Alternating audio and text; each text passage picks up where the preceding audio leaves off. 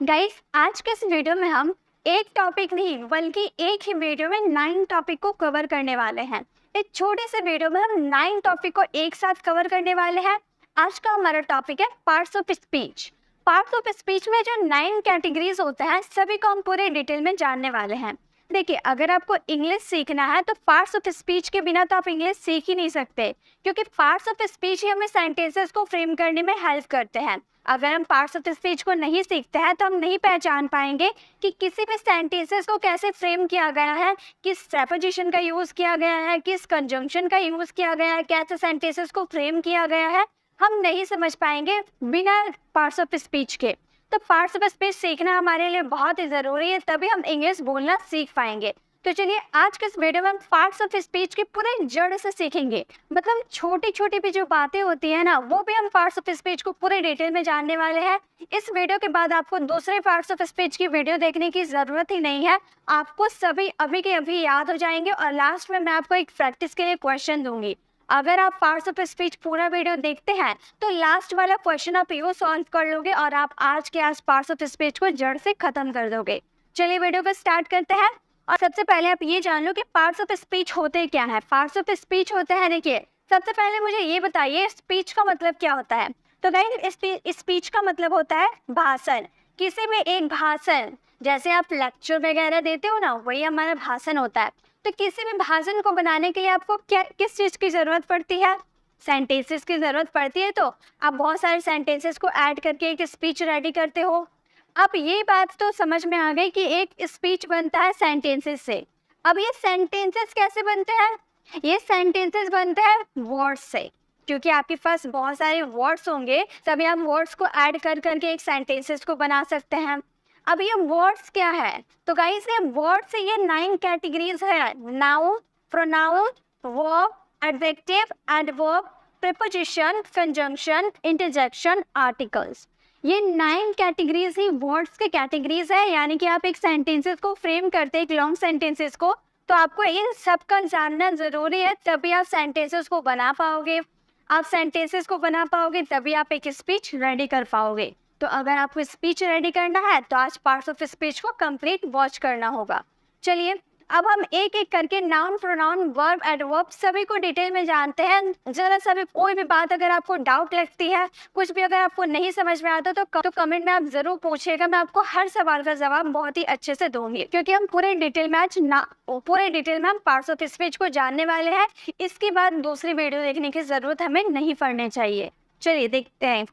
सबसे पहले नाउन क्या होता है, हम नाउन को जानते हैं। नाउन, सबसे पहले डिफिनेशन देख लेते हैं, क्योंकि देखिए स्कूल से हम पढ़ते आ रहे हैं ना, स्कूल से जब से हम छोटे थे तब से हम डिफिनेशन पढ़ते आ रहे हैं। और noun is a word that is the name of things, an idea, an animal, a place और अ पर्सन। मतलब एक नाउन क्या होता है? थिंग्स होते हैं, आइडिया होता है, एनिमल होता है, प्लेस होता है, पर्सन होता है, ये सभी क्या है? नाउन है। लेकिन शॉर्ट ट्रिक क्या है नाउन को पहचानने की? अब उतना कौन याद रखेगा? Things, idea, place, person, animal, इतना कौन याद रखेगा? सिंपल शॉर्टकट में याद रखना है। शॉर्टकट में कैसे याद करेंगे? जिसे आप देख सकते हैं, जिसे आप महसूस कर सकते हैं, जिसे आप टच कर सकते हैं, वो सभी नाउन है। सी, फील, टच, ये सभी नाउन है। देखिए, आपके आसपास जितने भी सामान है, वर्ल्ड में जितने भी ऑब्जेक्ट हैं जिसे आप देख सकते हो, आप माइक्रोवेव को देख सकते हो, आप वॉशिंग मशीन को देख सकते हो, आप आयरन को देख सकते हो, आप कैंडल को देख सकते हो। यानी कि घर में जितने भी सामान है, सोफा, टीवी, कुर्सी, अलमीरा, जो भी सामान है, या फिर बाहर पेड़ आप देख रहे हो, बाहर घर आप देख रहे हो, बाहर ट्यूशन में ब्लैक बोर्ड देख रहे हो, फोन देख रहे हो, ये सभी क्या है? जो हम देख सकते हैं, ये सभी नाउन है। क्या है? नाउन है। किसी पर्सन को आपने देख लिया, रोहन को देख लिया, रिया को देख लिया, मोहन, सोहन, जो भी है, जिसे भी आप देख रहे हो, पर्सन, जो भी, चाचा, नाना, मामा, मामी, जो भी हो, सभी है नाउन। क्यों? क्योंकि हम उन्हें देख सकते हैं ना। हम जिसे भी देख सकते हैं, वर्ल्ड में जिसे भी आप देख सकते हैं, सभी नाउन है। सभी क्या है? नाउन है। याद रखिएगा। फॉर एग्जाम्पल, बुक, आप बुक देख सकते हैं? बिल्कुल, बुक में तो हम पढ़ते हैं, तो बुक तो हम देख ही सकते हैं। और क्या हो गया? टेबल, टेबल पे तो हम बैठते हैं, टेबल देख सकते हैं। और क्या हो गया, फैन, फैन ऊपर चल रहा, हम देख रहे हैं ना, यानी कि क्या हो गया, हमारा नाउन हो गया। या फिर अलमीरा, ये भी हम देख सकते हैं, अलमीरा को हम देख सकते हैं ना, उसमें कपड़े वगैरह रखते हैं, अगर नहीं देखते तो कैसे रखते, तो देख सकते हैं ना, तो जिससे भी आप देख सकते हो सभी क्या है, नाउन। तो एक बात तो क्लियर हो गई, सी यानी कि नाउन हम देख सकते हैं। नेक्स्ट है फील, जिसे आप फील कर सकते हो। फील यानी कि हवा, हवा चल रही है, आज ठंडी हवा चल रही है, आज बहुत उमस है और गर्म हवा चल रही है, आज लू चल रहा है, गर्म एकदम हवा चल रहा है, ये आप महसूस करते हो ना, बिल्कुल महसूस करते। क्या आप हवा को देख सकते हैं, आज गर्म हवा चल रहा है, क्या गर्म लिखा हुआ रहता है, नहीं ना, वो हम महसूस करते हैं। ठंडी हवा या गर्म हवा हमारे बॉडी को टच करती है, तब हम उसे फील करते हैं, वो सब क्या है, नाउन है। या फिर आपके बदन में दर्द हो रहा है, आपके हाथ में दर्द हो रहा है, आपके सर में दर्द हो रहा है, आपको बुखार है, जो भी है, इलनेस, बीमारी, आप देख सकते हो। इस लड़के को बुखार हुआ है, आप देख सकते हो बुखार हुआ है, बुखार कैसा दिखता है, आप देख सकते हो, नहीं देख सकते, उसे तो हम फील करते हैं। हम सिर को टच करते हैं, सिर गर्म रहता है, तो हम समझ जाते हैं कि हाँ भाई इसे बुखार हुआ है, तो उसे हम देख तो नहीं सकते है ना, उसे हम टच करके फील करते हैं कि भाई उसका सिर गर्म है, यानी कि उसे बुखार है। आज मेरे पैरों में दर्द है, तो दर्द तो हम देख नहीं सकते कि भाई दर्द कैसे दर्द है, हम उसे फील करते हैं कि भाई बहुत दर्द, चलने में तकलीफ हो रही है, दर्द है। तो दर्द को भी क्या करते हो, आप महसूस करते हो, यानी कि वो क्या है, नाउन है। सॉफ्टनेस, आपने फूल को छुआ, तो फूल को देख के थोड़ी ना समझ में आ गया कि वो सॉफ्ट है, फूल को देख के नहीं समझ में आया वो सॉफ्ट है, हम उसे टच किए हमें फील हुआ, हम उसे छुए ना तो हमें फील हुआ कि भाई वो बहुत सॉफ्ट है, वो बहुत हार्ड है, तो फील हुआ ना, तो फील जो होता है वो नाउन होता है। ठीक है, समझ में आ गया, नाउन समझ में आ गया। टच, जिसे आप देख सकते हो उसे आप छू सकते हो, जैसे आप ये पेड़ देख सकते हो ना, देख सकते हो यानी कि नाउन है, सी, देख सकते हैं, छू भी तो सकते हैं, हम पेड़ को जाके छू देंगे, छू भी तो सकते हैं ना आप पेड़ को, ऐसा नहीं है कि हम छूने जाएंगे तो इनविजिबल हो जाएगा, वो गायब, ऐसा तो नहीं है कि हम उसे छूने जाएंगे तो वो गायब हो जाएगा, ऐसा तो नहीं है, पेड़ तो वहीं पर रहेगा, छुएंगे तो भी वहीं पर रहेगा, तो ये क्या है, नाउन है। आप आप टेबल को देख सकते हो, उसे छू भी तो सकते हो, आप फोन को देख सकते हो, फोन को छू भी तो सकते हो, तभी तो हम चलाते हैं फोन। आप कूलर को देखते हो, तो कूलर को छू भी तो सकते हो, तभी तो हम उसमें पानी भरेंगे। तो यही चीज है जिसे आप देख सकते हो, जिसे आप फील करते हो, जिसे आप टच करते हो, सभी क्या है, नाउन। तो बस आपको ये 3 चीज याद रखनी है, सी, फील, टच और नाउन हो गए क्लियर। अब आई होप आपको नाउन कभी लाइफ में परेशान नहीं करेंगे। नाउन बस इतना समझना है, सेंटेंस आसानी से बनेंगे। Ram is a good boy, Ram क्या हो गया, नाम है ना, यानी कि राम को हम देख भी सकते हैं, टच भी कर सकते हैं, वो क्या है, नाम है, वो क्या है, नाउन है। ठीक है, तो इस तरह से आप नाउन को पहचान लोगे। चलिए अब नेक्स्ट देखते हैं। Next step, pronoun. प्रोनाउन क्या होता है, तो गाइस नाउन के बदले आने वाले शब्द प्रोनाउन होते हैं। देखिए नाउन है ना, नाउन के बदले आने वाले शब्द प्रोनाउन होते हैं, और noun is a word that is used in place of noun. Noun के बदले आने वाले शब्द प्रोनाउन होते हैं, एकदम शॉर्ट। जैसे कि अगर आपने बोला Ram is a good boy, क्या हम लोगों ने बोला, Ram is a good boy, Ram एक अच्छा लड़का है, Ram is a good boy. Ram रोज स्कूल जाता है, Ram goes to school daily, Ram goes to school daily, Ram रोज स्कूल जाता है। राम रोज खेलता है, Ram plays daily, Ram plays daily, या फिर राम प्लेस डेली, राम रोज खेलता है। तो गाइस ये क्या, हम लोगों ने हर जगह राम राम, अब हमें एक स्पीच रेडी करना है, राम के बारे में हमें एक स्पीच रेडी करना है, तो क्या हम सब जगह राम लगा दे, Ram is a good boy, Ram goes to school daily, Ram plays football, Ram plays cricket, Ram eats mango.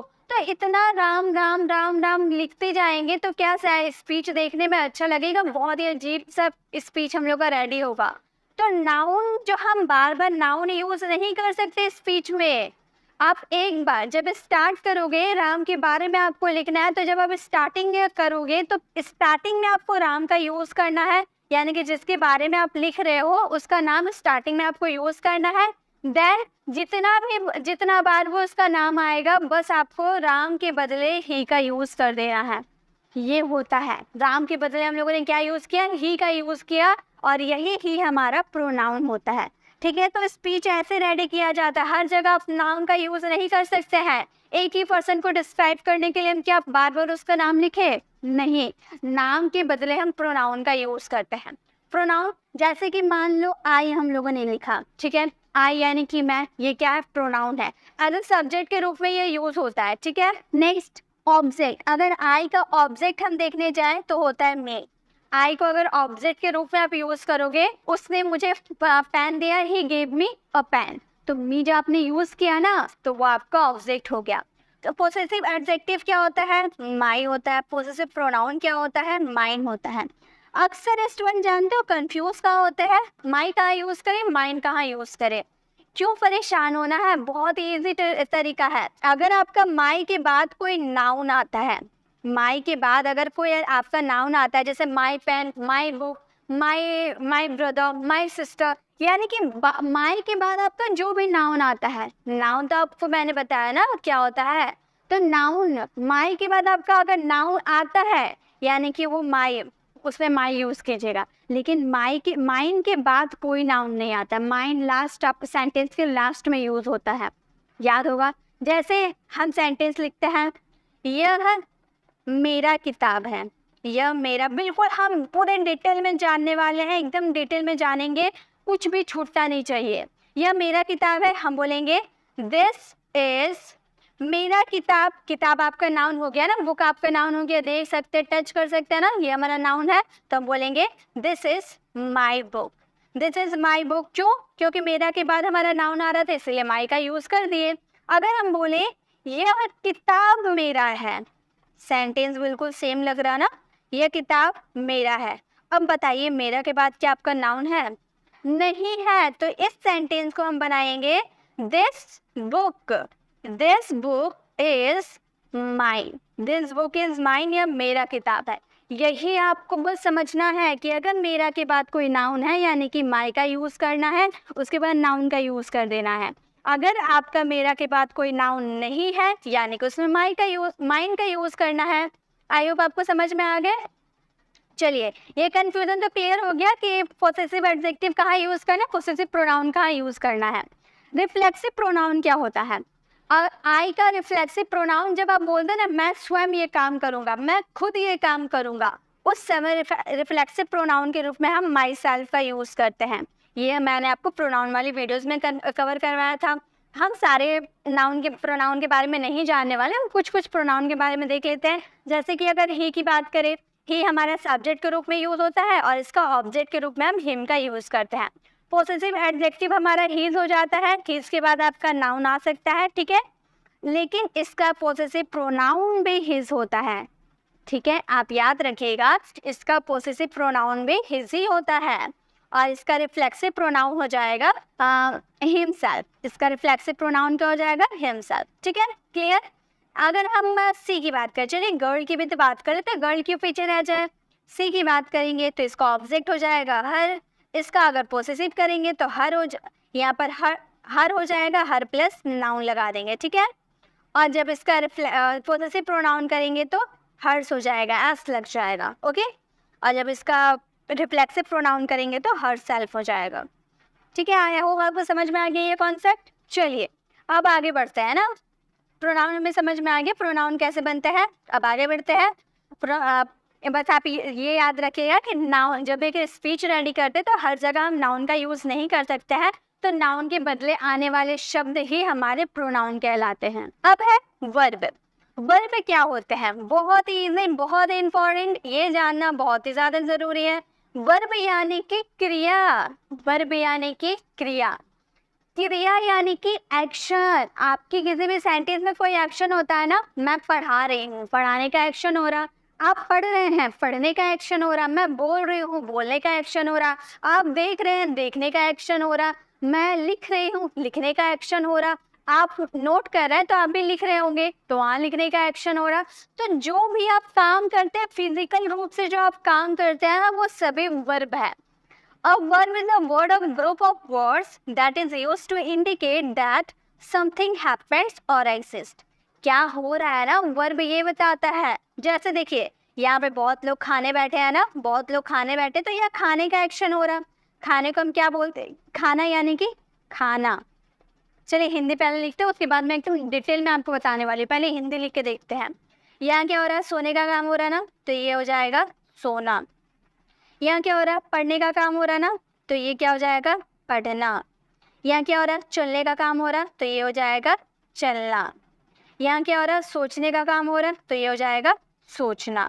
एक चीज आपने नोटिस किया, सबके लास्ट में ना ना ना ना ना, और भी अगर लिखे बोलना, लिखना, सुनना, सोना, पढ़ना, लिखना, बैठना, उठना, सबके लास्ट में ना आ रहा है ना। बोल के देखिए, ना आ रहा है ना।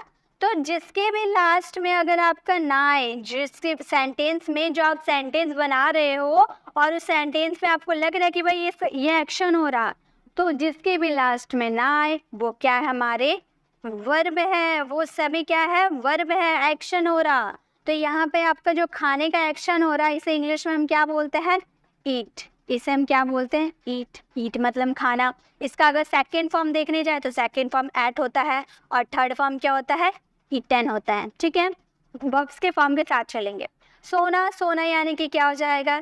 स्लीप हो जाएगा। अगर इसके सेकेंड फॉर्म की बात करें तो स्लेप्ट हो जाएगा। अगर इसके थर्ड फॉर्म की बात करें तो स्लेप्ट हो जाएगा।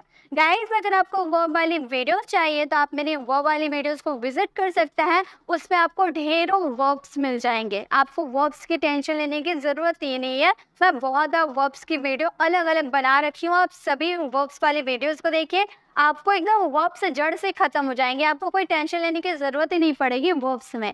आप एक एक करके सारे वर्ब्स वाली वीडियो को देखिएगा, सभी अलग अलग है, सभी में आपको अलग अलग वर्ब्स मिलने वाले हैं। ठीक है, नेक्स्ट है पढ़ना। पढ़ना को हम क्या बोलते हैं? स्टडी बोलते हैं ना, या फिर रीड भी आप बोल सकते हो। ठीक है, और इसका सेकेंड फॉर्म की अगर हम बात करें तो स्टडीड हो जाएगा। रेगुलर वर्ब है, इसके थर्ड फॉर्म भी क्या हो जाएंगे? स्टडीड हो जाएंगे। वर्ब भी टू टाइप के होते हैं, रेगुलर होते हैं, इरेगुलर होते हैं। अब इसे और भी डिटेल में जानने के लिए आप वो वाली वीडियोस को विजिट कर सकते हो, या फिर मैं आपको बता देती हूँ। जिसके लास्ट में ईडी आते हैं, जैसे कि इसके लास्ट में ईडी है, यहाँ भी ईडी है, तो जिसके लास्ट में ईडी आते हैं वो रेगुलर वर्ब होता है। जिसके फर्स्ट फॉर्म एक अलग होते हैं और सेकेंड थर्ड एक जैसा होता है वो हमारा इरेगुलर होता है, या फिर तीनों फॉर्म अलग होते हैं वो भी हमारे इरेगुलर होते हैं। चलना का क्या होता है? वॉक। ये हमारा क्या है? First form. सेकेंड फॉर्म क्या होता है? वर्ब्ड ईडी लगा दिए, ये रेगुलर वर्ब है। इसका थर्ड फॉर्म भी होता है, वर्ब्ड ईडी लगा देंगे। ठीक है, सोचना का क्या होता है? सोचना यानी कि थिंक। इसका अगर सेकेंड फॉर्म की बात करें तो हो जाएगा थॉट, अगर इसके थर्ड फॉर्म की बात करेंगे तो हो जाएगा थॉट। आई होप आपको समझ में आ गए। वर्ब क्या है? वर्ब देखिए, वर्ब्स के 5 फॉर्म होते हैं, ये आप याद रखिएगा, लेकिन ज़्यादा ज़रूरी होते हैं 3 फॉर्म्स। क्यों? क्योंकि 3 फॉर्म्स अगर हम याद कर लेते हैं ना तो फोर्थ और फिफ्थ फॉर्म ऐसे बना लेंगे। फोर्थ फॉर्म में आपको जो वर्ब का फर्स्ट फॉर्म रहेगा उसमें ईडी, उसमें आईएनजी आप यूज कर देना, हो जाएगा वर्ब का फर्स्ट फॉर्म। जैसे कि मान लो मैंने यहाँ ईट लिखा ना, ईट में अगर हम आईएनजी जोड़ देंगे तो हमारा क्या बन जाएगा? ईटिंग बन जाएगा ना। तो ये ईटिंग है हमारा क्या हो गया? वर्ब का फोर्थ फॉर्म हो गया। इसलिए इसे याद करने की जरूरत ही नहीं है, आप लिखते वक्त इसे आराम से लिख सकते हो। और फिफ्थ फॉर्म में क्या होता है? फिफ्थ फॉर्म में जो आपका वर्ब का फर्स्ट फॉर्म रहता है उसे आप लिख देते हो और उसमें एट या ईएस जोड़ देते हो। अब एट किस में जोड़े, ईएस किस में जोड़े, ये डिटेल में जानने के लिए आपको मेरी डे 5 वाली वीडियोस को विजिट करना होगा। उसमें मैंने आपको नाउन क्लियर करवाया है और नाउन में पूरे जड़ से एट कहाँ लगता है, ईएस कहाँ लगता है, सभी डिटेल में मैंने बताया है। अगर आपको वो चाहिए तो वो वीडियो ज़रूर विजिट करना होगा। इसमें अगर मैं ये भी बताने जाऊँ तो वीडियो काफ़ी लेंथी हो जाएगी और बहुत सारे स्टूडेंट को ये कॉन्सेप्ट क्लियर होते हैं, इसलिए मैं इसमें ये नहीं बताने वाली हूँ। जिसको अगर आपको नहीं आते हैं तो आप मेरे नाउन वाली वीडियोस को विजिट कर सकते हैं। तो ईट में ऐसे आते हैं तो हम बना देंगे इसे इट्स। ठीक है, ये समझ में आ गया। वर्ब का फोर्थ फॉर्म, फिफ्थ फॉर्म, बस आपको थर्ड फॉर्म याद करना होता है। चलिए, ये क्लियर हो गया। आपको इसके नोट्स बनाने की जरूरत नहीं है, मेरी टेलीग्राम चैनल पर इसकी पीडीएफ आपको मिल जाएगी। नेक्स्ट अब आ जाते हैं एडजेक्टिव में। एडजेक्टिव मतलब क्या होता है? एडजेक्टिव मतलब होता है विशेषण। विशेषण मतलब क्या होता है? विशेषण मतलब होता है किसी की विशेषता बताना, किसी के क्वालिटीज बताना, किसी के गुण को बताना। अरे भाई वो बहुत अच्छी है, बहुत सुंदर है देखने में, उसकी क्वालिटीज आप बता रहे हो ना, सुंदर है देखने में, बहुत सुंदर है, बहुत मेहनती है, बहुत बहादुर है, वो बहुत डरपोक है, एकदम डरपोक है, वो बहुत लंबा है, वो बहुत मोटा है। तो ये क्या हो गया, उसकी क्वालिटीज आप बता रहे हो, उसके गुण को बता रहे हो ना। तो यही सब तो विशेषता है किसी की। अब विशेषता पहचानने की भी शॉर्ट ट्रिक होता है। पहले हम डिफिनेशन देख लेते हैं। An adjective is a word that tells us more about a noun, it describes or modifies a noun। यानी कि जो नाउन होते हैं, नाउन क्या होते हैं, सी फील टच। सी फील टच ये हमारा नाउन होता है, जिसे हम देख सकते हैं, जिसे हम महसूस करते हैं और जिसे हम टच करते हैं, वो सभी नाउन है। ये लड़की को आप देख सकते हैं, टच कर सकते हैं, ये नाउन है। ये लड़का को भी हम देख सकते हैं, टच कर सकते हैं, नाउन है। ये भी लड़का को हम देख सकते हैं, टच कर सकते हैं, यानी कि नाउन है। तो नाउन की जब आप नाउन को डिस्क्राइब करते हैं, नाउन के बारे में अगर आप कोई विशेषता को बताते हो, तो वही आपकी एडजेक्टिव होती है। चलिए शॉर्ट ट्रिक से जानते हैं। Good, bad, neutral. हो गया एडजेक्टिव क्लियर? समझ में आया? गुड, बैड, न्यूट्रल नहीं समझ में आया ना? चलिए और भी अच्छे से जानते हैं गुड, बैड और न्यूट्रल मतलब होते क्या है। देखिए, गुड मतलब किसी की अच्छाई बताना। गुड मतलब क्या होता है, अच्छा होता है ना।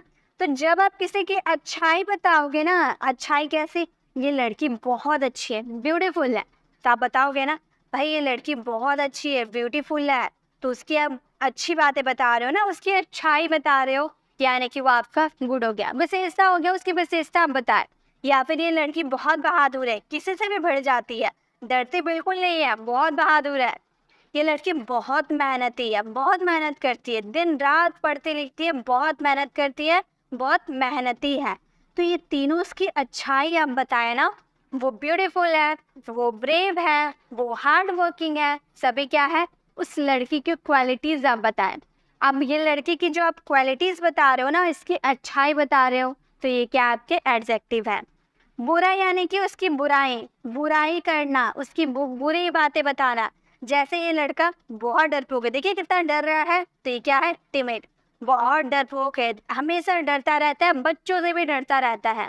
तो ये क्या, उसकी बुराई आप कर रहे हो ना, उसकी बैड हैबिट्स आप बता रहे हो, तो ये क्या हो गया, ये भी एडजेक्टिव हो गया। उसकी विशेषता तो आप बता रहे हो ना कि भाई वो बहुत डरता है, या फिर ये बहुत बेईमान है, सबसे बेईमानी करता रहता है, सबका पैसा मारकर खा गया है, यानी कि उस बेईमान है। तो ये भी उसकी क्वालिटीज आप बताया ना कि भाई वो हमेशा सबको ठगता रहता है, सबको चीट करता रहता है। ठीक है, नेक्स्ट, देखने में बहुत ही बदसूरत है, अगली है।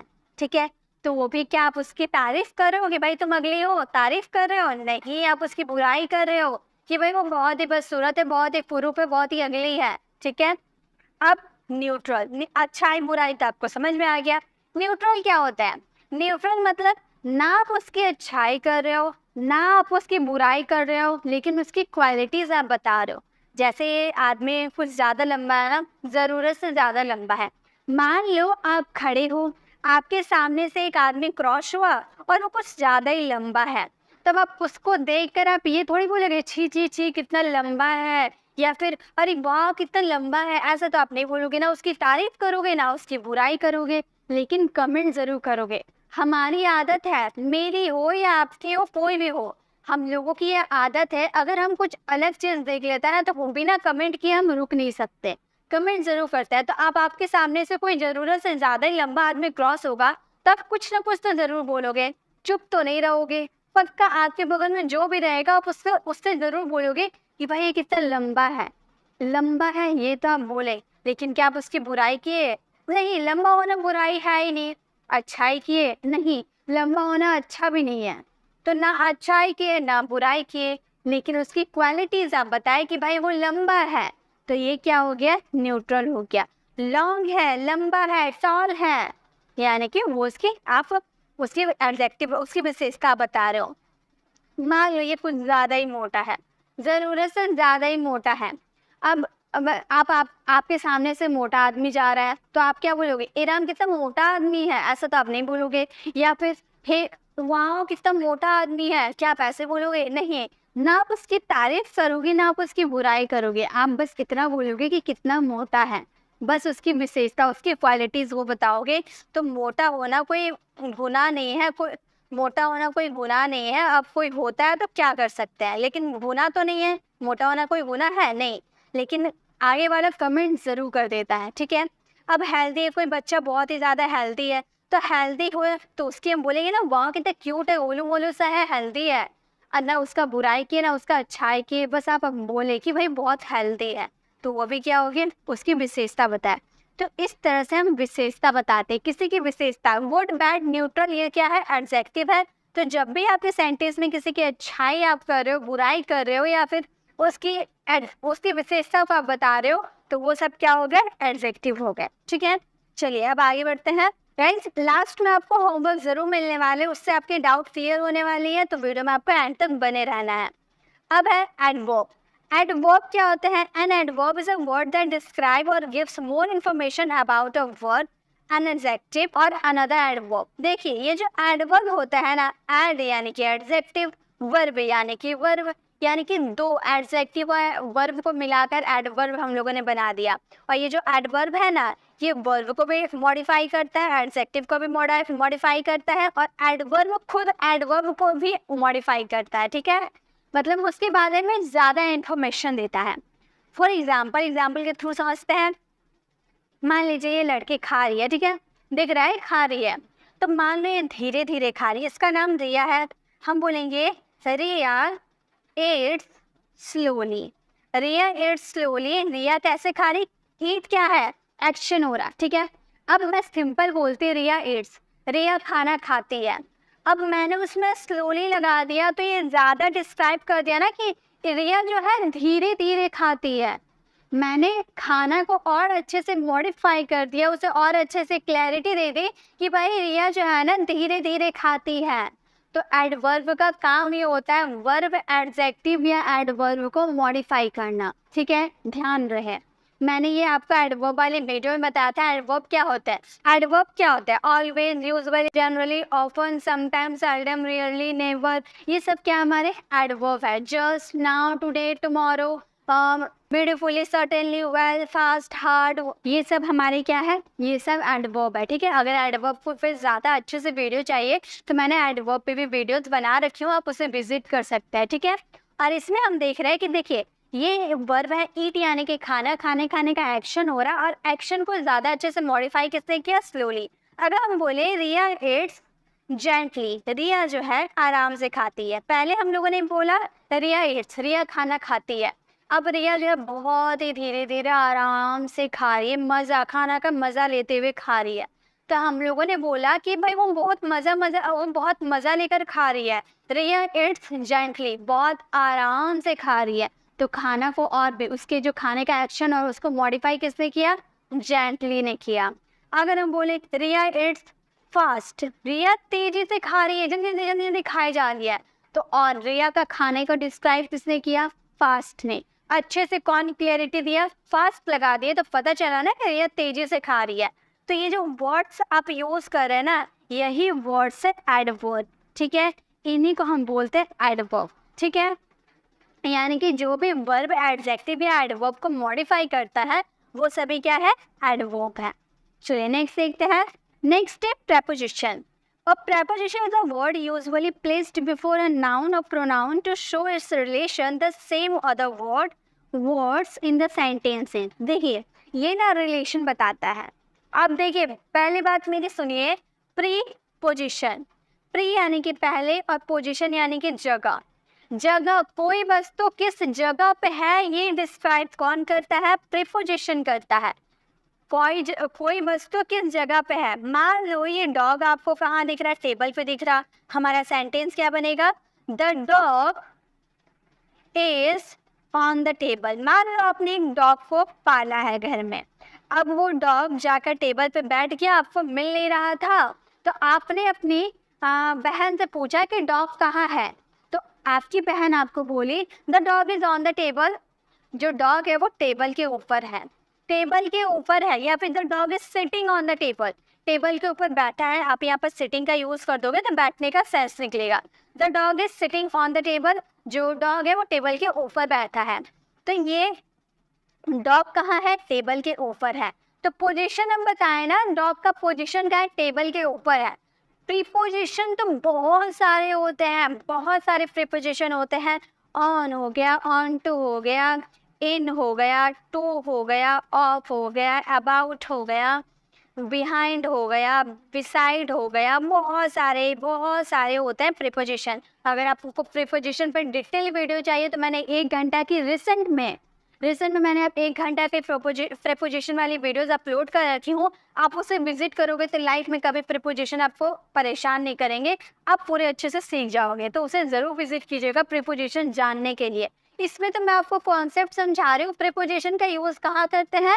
किसी की पोजीशन बताने के लिए, किसी की जगह को बताने के लिए। तो यहाँ पर डॉग की जगह को कौन बताया? प्रीपोजिशन बताया ना। अगर ऑन नहीं लिखते तो हम क्या बोलते? The dog is the table.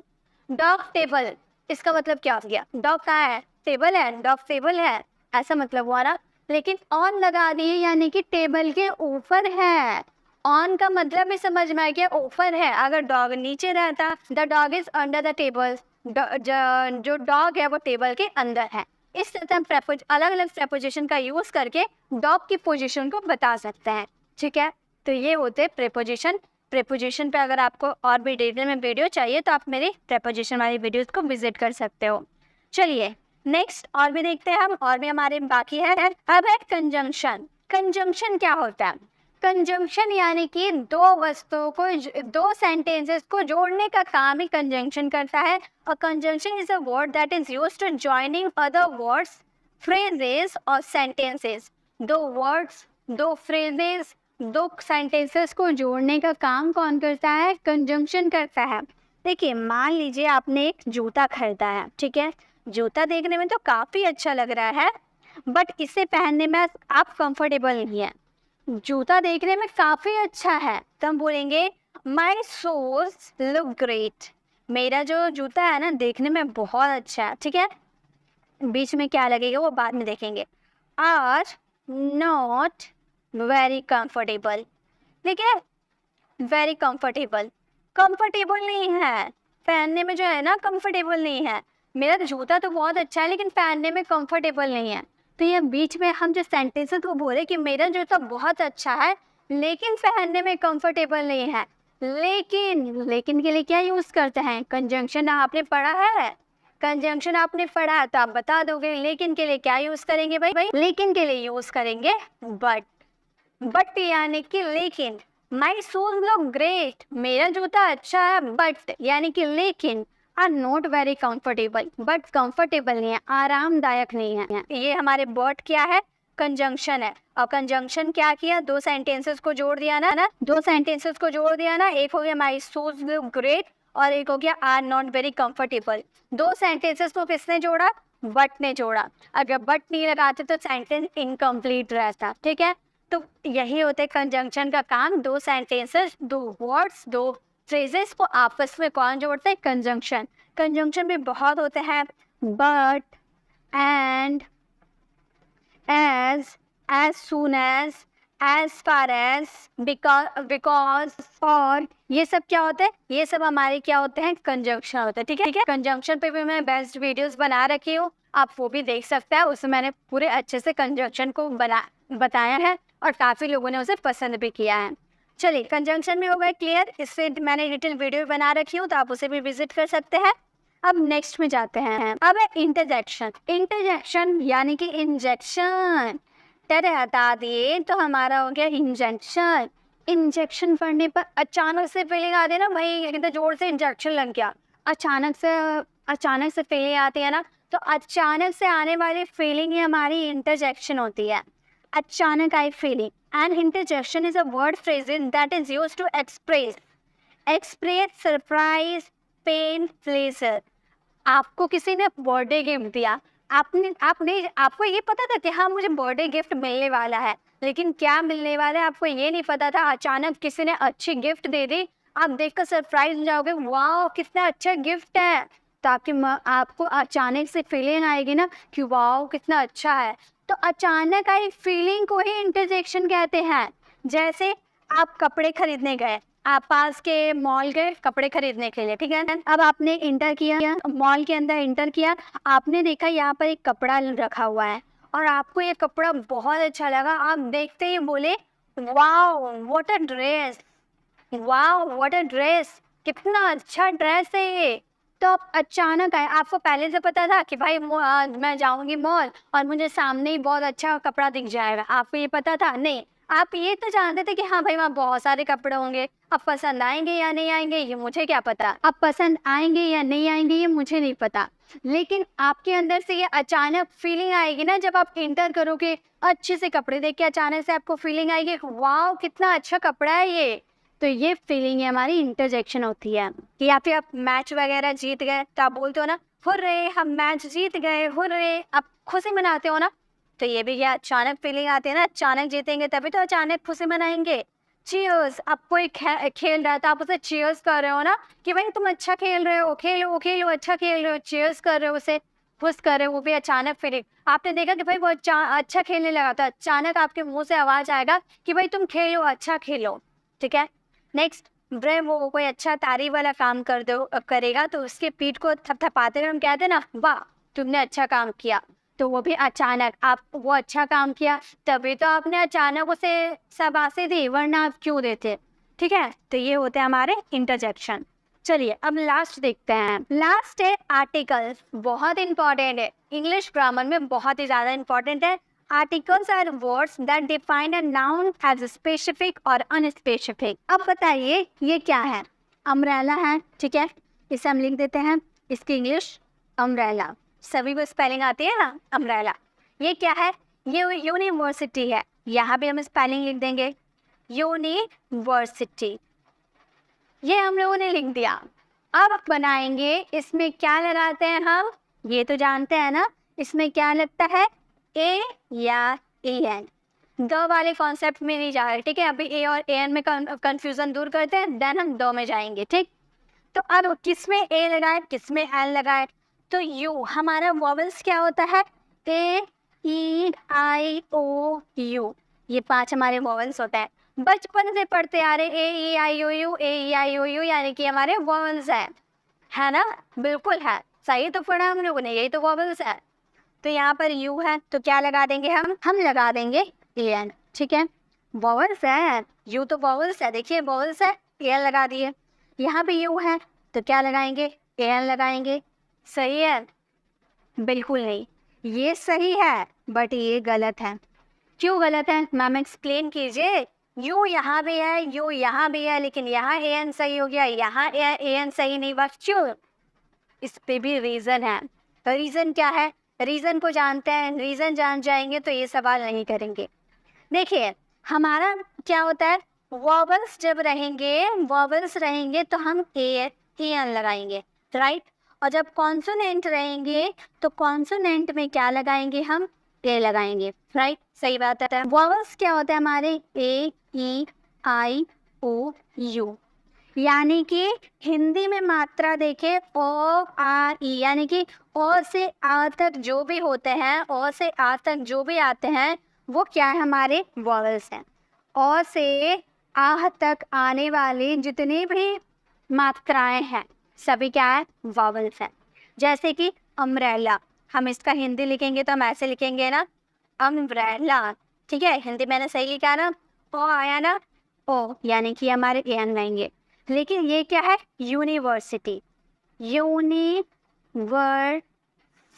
नहीं गलत लिखा ना मैंने, हाँ गलत लिखा, चलिए इसे सही करते हैं, होगा यूनिवर्सिटी। ठीक है, अब मैंने सही लिखा, यूनिवर्सिटी ऐसे होता है ना। अब देखिए क से ज्ञ तक आने वाले सभी को हम व्यंजन बोलते हैं और इंग्लिश में कॉन्सोनेंट बोलते हैं।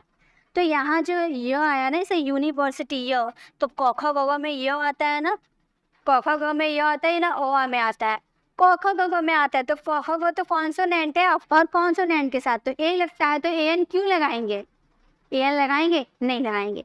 चलिए कुछ और एग्जाम्पल देखते हैं। ठीक है, ये आपको समझ में आ गया ना, कॉन्सोनेंट के साथ क्या लगाएंगे, ए लगाएंगे, और वॉवल्स के साथ ए एन लगाएंगे। जैसे मैंने लिखा आवर, इसे हिंदी में क्या बोलते हैं, आवर बोलते हैं, हो आया ना, यानी कॉन्सोनेंट है, ए लगाएंगे। ठीक है, अगर हम बोले एप्पल, एप्पल बोले तो ए ऐसे हम लिखते हैं ना एप्पल, यानी कि ए आया ना, ये इसमें ए एन लगाएंगे। ठीक है, ए और ए एन वाला कन्फ्यूज़न आपको क्लियर। चलिए इस पे कुछ ए और ए एन वाला पे कुछ सेंटेंसेस फ्रेम करके आप हमें कमेंट बॉक्स में ज़रूर रिप्लाई कीजिएगा। अब नेक्स्ट चलते हैं। अब हम देखेंगे दो में कंफ्यूजन को क्लियर। चलिए दो में कंफ्यूजन को क्लियर करते हैं। आर्टिकल वो तो सेम डेफिनेशन है, डेफिनेशन नहीं पढ़ेंगे। यहाँ पे आप क्या देख रहे हैं, बिल्ली जो है दूध पी रही है, तो हम बोलेंगे कैट ड्रिंक्स मिल्क। यहाँ कैट बैठी है, ये कैट वाइट है ना, हम बोलेंगे कैट इज वाइट। यहाँ पे दो लगा दे, दो का कॉन्सेप्ट सीख रहे हैं, दो लगा दे रहे हैं। यहाँ पे दो का कॉन्सेप्ट सीख रहे हैं, दो लगा दिए। अब बताइए सही है, ये गलत है, ये सही है। क्यों भाई, ऊपर वाला दो कैसे नहीं लगा, नीचे वाला दो कैसे लगा? यहाँ पर देखिए, कैट ड्रिंक्स मिल्क, बिल्ली दूध पीती है। आप किसी एक बिल्ली का बात बोल रहे हैं? नहीं, वर्ल्ड में जितना बिल्ली है, जितनी कैट्स है, वर्ल्ड में जितनी कैट्स है, सभी तो दूध पीती है, सभी दूध पीती है, सभी कैट्स दूध पीती है। तब किसी पर्टिकुलर कैट की बात नहीं कर रहे हैं आप, वर्ल्ड के जितनी कैट है सभी के बारे में बता रहे कि बिल्ली दूध पीती है। लेकिन यहाँ बोले द कैट इज वाइट, बिल्ली वाइट है। अब बिल्ली, सभी बिल्ली वाइट है? वर्ल्ड में जितनी बिल्लियाँ हैं, जितनी कैट्स है, क्या सभी वाइट है? नहीं, आप किसी एक पर्टिकुलर कैट के बारे में बोले, किसी एक कैट के बारे में आपने देखा कि आपके घर में एक कैट है और उसके बारे में आपने बताया कि आपकी जो बिल्ली है वो कैट है। द कैट इज वाइट जब आप किसी एक पर्टिकुलर के बारे में बोलोगे। मैन इज मॉर्टल, मनुष्य मरणशील है। तो क्या एक ही आदमी मरणशील है कि वर्ल्ड में जितने आदमी है सभी मरणशील है? आदमी नहीं, सभी, जितने मैन वुमेन है, सभी जितने पर्सन है वर्ल्ड में सभी मरणशील है, सभी मॉर्टल है, सभी को एक ना एक दिन मरना है। कोई किसी को वरदान नहीं मिला है पूरे लाइफ जीने का, ठीक है? किसी को वरदान नहीं मिला, सभी एक ना एक दिन मरना है। तो जब आप सभी पर्सन की बात करो ना कि मनुष्य मरणशील है, सभी मनुष्य मरणशील है, तो वहाँ पे आप किसी पर्टिकुलर मनुष्य के बारे में नहीं बोल रहे हैं, तो आप बोलोगे मैन इज मॉर्टल, मैन इज मॉर्टल, मनुष्य मरणशील है। लेकिन आप बोलोगे the man is running, the man is running, मनुष्य एक आदमी दौड़ रहा है, मैन इज रनिंग। अब हर आदमी दौड़ रहा है? आप भी, मैंने क्या बोला, मैन इज रनिंग, आदमी दौड़ रहा है। क्या वर्ल्ड में जितने आदमी है सभी दौड़ रहे हैं? नहीं, किसी एक पर्टिकुलर आदमी को मैंने देखा वो दौड़ रहा है, तो मैंने उस आदमी को डिस्क्राइब करते हुए बोला कि वो आदमी दौड़ रहा है। मैंने उस आदमी को डिस्क्राइब करके बोला कि आदमी दौड़ रहा है, तो मैं दो लगाऊंगी। आप ध्यान रखिए, तो मेरी बातों को ध्यान से सुनिए। जब आप किसी पर्टिकुलर आदमी या पर्टिकुलर ऑब्जेक्ट की बात करते हैं तो वहाँ पे आप दो लगाइएगा, ठीक है? और वर्ल्ड में जितने भी हैं सभी को अगर आपको डिस्क्राइब करना हो, सभी के बारे में आप बताते हो, तो वहाँ पे दो नहीं लगाना है। आई होप आपको समझ में आ गए। तो आज के इस वीडियो में हम लोगों ने सीखा noun, pronoun, verb, adjective, adverb, preposition, conjunction, interjection, articles with picture. Picture के साथ हम लोगों ने सभी को सीखा। आई होप आपको समझ में आया होगा कि किस तरह से हम इसे बनाते हैं। आपको वीडियो कैसी लगी कमेंट में ज़रूर बताइएगा। आप लोगों का कमेंट का इंतज़ार रहता है कि आपको वीडियोस कैसी रहती है। आपकी कमेंट का इंतज़ार हमेशा रहता है कि आपको ये वीडियोस कैसी लगती है। तो आप कमेंट ज़रूर किया कीजिए। आपको अच्छी लगती है तो आप इसे अपने फ्रेंड्स के साथ शेयर भी कर सकते हैं, ताकि हमारे साथ और भी बच्चे जुड़ पाए, बांट कर हम पढ़ाई करें, सब मिलजुल कर हम पढ़ाई करें, ठीक है? और भी अच्छे से हम एक दूसरे से डिस्कस। अगर आप मुझे फुल सपोर्ट कीजिएगा तो मैं लाइव भी आऊँगी आपको पढ़ाने के लिए। तो आप लोग प्लीज़ मुझे सपोर्ट कीजिए ताकि मैं आप लोगों को लाइव पढ़ा सकूँ। आप इसे बहुत स्टूडेंट को शेयर कीजिए ताकि सभी मेरे साथ जुड़ पाए और मुझे और भी मोटिवेट मिले आप लोगों के लिए न्यू कॉन्टेंट लाने के लिए, न्यू तरीके से समझाने की। तो प्लीज़ गाइज आप मुझे सपोर्ट कीजिए, तब मैं आप लोगों के लिए लाइव क्लासेस लेकर आ पाऊँगी, क्योंकि मुझे पता रहेगा कि हाँ आप लोग मुझे सपोर्ट कर रहे हैं। और गाइज अगर आपको प्रीपोजिशन की 1 आवर वाली वीडियोस को विजिट करना है तो आप लेफ्ट साइड क्लिक करके आप हमारी प्रीपोजिशन वाली वीडियोस को विजिट कर सकते हैं, और राइट साइड क्लिक करके आप हमारे प्लेलिस्ट में जाकर सीक्वेंस वाइज सारे वीडियोस को विजिट कर सकते हैं, क्योंकि मैंने आप लोगों के लिए, स्पेशली आप ही लोगों के लिए 75 डेज इंग्लिश स्पीकिंग का कोर्स लेकर आई हूँ, ताकि आप 75 डेज में इंग्लिश को इम्प्रूव कर पाएँ। और आप लोग मुझे प्लीज़ सपोर्ट कीजिए, तभी इन 75 डेज में आप लोग इंग्लिश सीख पाओगे। अगर आप हमारे चैनल पर नए हैं और मेरे पढ़ाने का तरीका आपको अच्छा लग रहा है तो प्लीज़ चैनल को सब्सक्राइब करें और सब्सक्राइब कर आने वाले बेल आइकन को प्रेस करें। देन ऑल नोटिफिकेशन ज़रूर क्लिक करें ताकि जब भी मैं वीडियो अपलोड करूँगी आप तक नोटिफिकेशन मिलती रहेगी। मिलते हैं नेक्स्ट वीडियो में, तब तक के लिए कीप लर्निंग।